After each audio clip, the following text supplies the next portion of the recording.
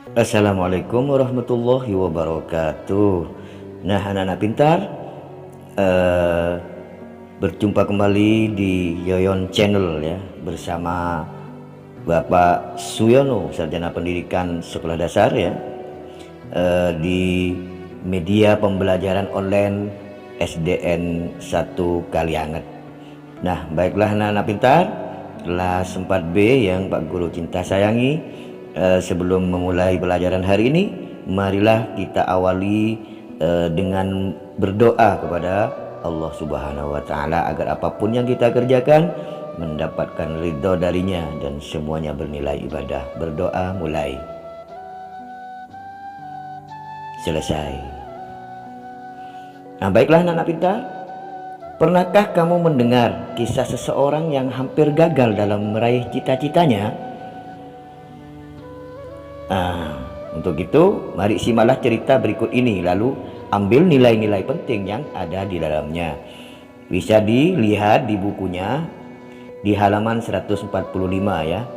Tema 6 pembelajaran 5. Judulnya Meraih Cita-Cita Walau Nyaris Putus Asa.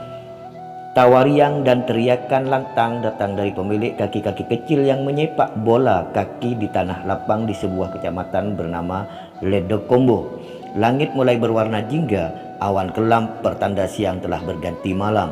Pemilik kaki kecil itu pun kembali ke rumah, berkumpul dalam hangatnya keluarga dan sejuknya udara desa. Kini laki-laki kecil itu telah menjadi kaki-kaki yang kukuh dan lincah, menari di atas rumput hijau stadion besar. Pemilik kaki-kaki kecil itu adalah Bayu Gatra Sanggiawan. Pemuda ini lahir pada tanggal 12 November 1991 di Kecamatan Ledokombo, Kabupaten Jember, Jawa Timur. Telah lama ia ingin menjadi pemain sepak bola profesional. Pada tahun 2005, Bayu bergabung dengan tim kebanggaan warga Jember, yaitu Persid Jember. Setiap hari ia berjuang menghabiskan waktu 45 menit untuk menuju tempat latihan dari rumahnya yang jaraknya cukup jauh. Ia rajin berlatih dan menunjukkan prestasi yang gemilang. Lanjut di halaman 146 ya. Dari Persid Jember, Bayu pindah ke Persekap Pasuruan sebelum akhirnya ia berhasil masuk tim PON Pekan Olahraga Nasional Jawa Timur untuk berlomba di PON 2012 di Riau. Akan tetapi kemudian ia mengalami cedera lutut parah saat prestasinya sedang gemilang. Cedera itu hampir membuatnya putus asa hingga ingin berhenti bermain bola. Namun doa dan dukungan dari keluarga membuatnya tetap bersemangat. Ia melakukan operasi agar dapat berlari kembali di lapangan rumput. Setelah mulai pulih, ia meningkatkan porsi latihan agar untuk mengejar ketinggalannya. Kerja keras dan kegigihannya membuahkan hasil. Bayu pun kembali tampil hebat di lapangan hingga membawa timnya menjadi juara. Dah, itulah anak-anak pintar. Cita-cita Bayu ya. Cita-cita Bayu apa? Cita-cita Bayu tadi ingin menjadi pemain sepak bola profesional. Nah, di situ di halaman 146 ada kolom yang perlu diisi, tapi di sini Pak Guru sudah jawab ya. Halangan apa yang dihadapi oleh Bayu? Mengalami cedera lutut yang sangat parah ya. Apa sikap yang dimiliki Bayu? Nah, dia pantang menyerah ya, tidak putus asa, giat berlatih, dan yang ketiga kerja keras ya. Apa usaha yang dilakukan untuk itu? Melakukan operasi ya pada kakinya yang cedera. Setelah itu, setelah pulih, baru meningkatkan porsi latihannya ya untuk mengejar ketinggalannya ya. Bukan pas diam ya, tapi melakukan operasi, kan usaha itu namanya. Jika cita-cita ya, jika kita mengalami rintangan dalam meraih cita-cita, hendaknya kita terus berusaha dan jangan putus asa.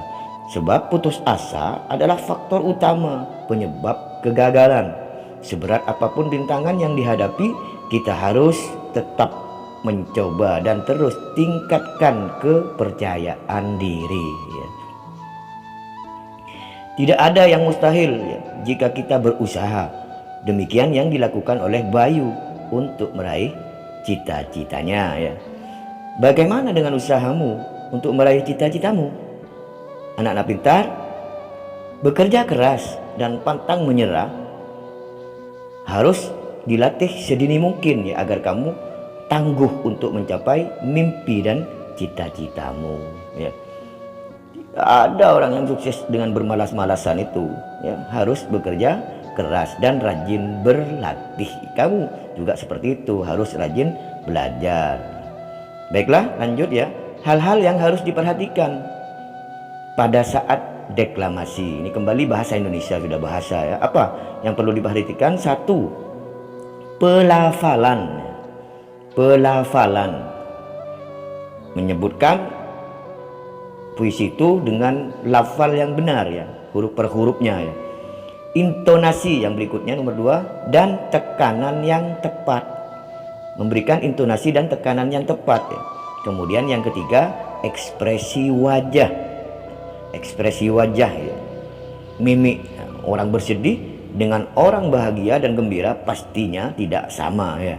Di dalam membaca puisi, mendeklamasikan puisi itu, kita perlu dan sangat diwajibkan untuk memperhatikan ekspresi wajah ini ya. Nah, untuk bisa menunjukkan ekspresi wajah yang baik, kita harus memahami terlebih dahulu makna atau isi puisi yang akan dideklamasikan. Dibaca berulang puisinya itu sehingga ngerti maknanya. Suasana seperti apa yang ditunjukkan pada puisi tersebut? Apakah puisi tersebut menunjukkan suasana yang senang, sedih, atau penuh pengharapan? Nah, kita pelajari dulu ya sebelum mendeklamasikan. Apabila puisi yang akan dideklamasikan itu berisi tentang harapan dan doa, ekspresi wajahmu harus mendukungnya, yaitu berekspresi yang sama saat kamu melakukan doa ya. Di saat kamu berdoa, jika puisi yang akan dideklamasikan itu berkisah tentang harapan, ekspresimu harus menunjukkan mat berbinar dengan pandangan jauh menerawang. Jika puisi yang akan dideklamasikan itu berisi tentang pengalaman sedih, ekspresimu harus menunjukkan kesedihan yang mendalam, seperti saat kamu kehilangan orang yang tersayang.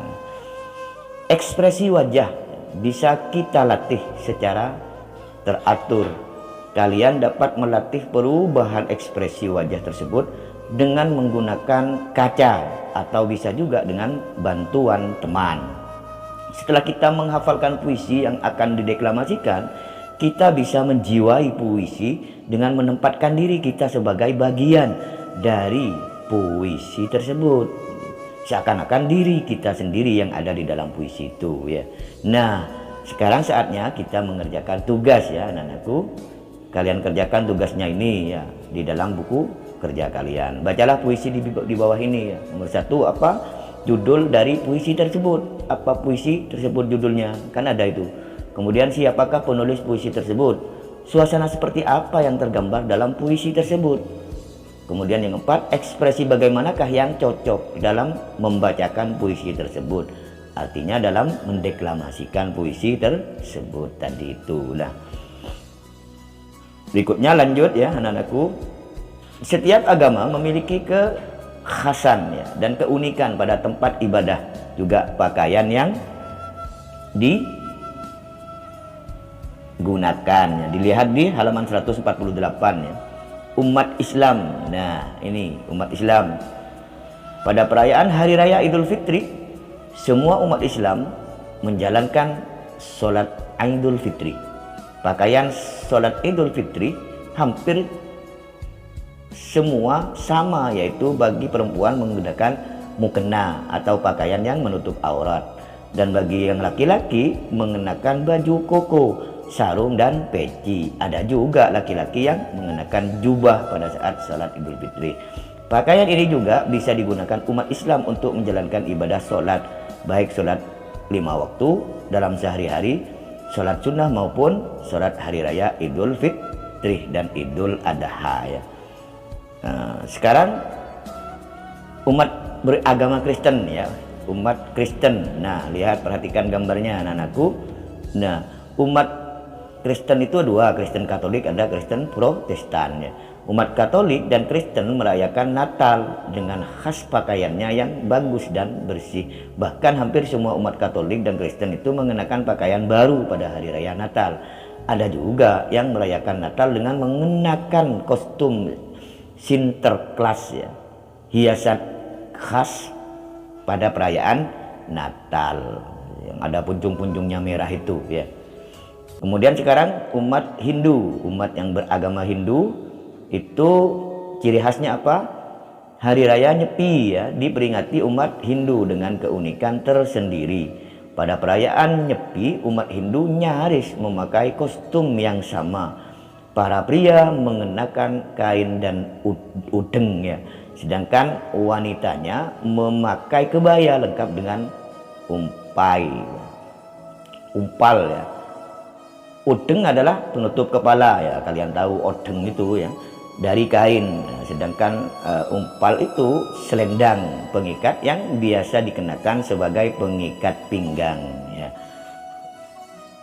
seperti penari itu di pinggangnya, ya. Sekarang umat Buddha, ya anakku, kita terus di halaman 149 ada, ya. Ciri khasnya apa? Pakaian khas para biksu menunjukkan kekhasan pakaian dalam perayaan Waisak, ya, hari rayanya. Pada perayaan Waisak para biksu mengenakan jubah. Nah, sekarang yang terakhir umat Konghucu, ya, tempat ibadahnya di kelenteng itu, ya, di Besuki ada. Nah, seperti apa ciri khasnya itu? Pakaian khasnya dan lain sebagainya. Nah, ini pakaian khas, ya, dalam perayaan tahun baru Imlek, ya, adalah model baju khas Tiongkok atau disebut Chengshang, ya. Baju model ini sudah ada sejak tahun 1920-an, ya, yang merupakan simbol permulaan semangat dan harapan baru. Pakaian Imlek ini biasanya dirancang menggunakan beragam jenis kain sehingga menghasilkan rancangan yang menarik, baik dari segi bahan yang digunakan maupun modelnya. Nah, ciri khasnya seperti itu, bisa dilihat di televisi dan di internet, di Google dan juga di YouTube, ya. Imlek seperti apa pakaiannya, seperti itulah. Baiklah anak pintar, ingatlah kalian, ya, tentang rumah-rumah ibadah di Indonesia. Masih ingatkah? Nah, tentu kalian telah mempelajari bagaimana umat beragama tersebut menggunakannya. Kali ini kalian akan membuat sebuah karya seni rupa tentang perayaan keagamaan dan rumah ibadah sebagai objeknya, ya. Nah, montase, ya, namanya, merupakan karya seni yang dibuat dari berbagai foto atau gambar yang digabungkan dengan gambar tangan. Gambar-gambar tersebut bisa terdiri atas berbagai macam gambar yang berasal dari foto, majalah atau bahan lainnya. Lain dengan kolase, ya. Gambar-gambar itu diatur sedemikian rupa sehingga membuat gambar baru yang mencapai makna. Nah, alat dan bahan yang diperlukan apa saja, anakku? Yang pertama, kertas gambar, ya. Yang kedua, gambar-gambar yang sudah ada, termasuk gambar rumah ibadah. Kemudian yang ketiga, lem kertas takol. Yang keempat, gunting. Yang kelima, alat gambar, pensil, spidol atau pensil warna, ya. Nah, itu, ya anakku, cara kerjanya seperti apa Pak Guru? Yang pertama, ya, potong atau guntinglah gambar-gambar yang telah disiapkan mengikuti bentuknya. Gambar masjid, misalnya gambar gereja, dipotong seperti bentuknya itu dah, ya. Kedua, tempel gambar-gambar tersebut pada kertas gambar dengan menggunakan lem kertas tadi, takol itu. Gambar tersebut disusun sesuai cerita yang kita inginkan. Terakhir, sempurnakan karya montase dengan menambahkan gambar tangan di gambar sendiri, ya. Mari kita coba membuat gambar montase sederhana, ya anakku. Pak Guru beri contohnya, ya. Pak Guru punya dasar gambar, yaitu gambar masjid, ya, untuk umat beragama Islam, ya.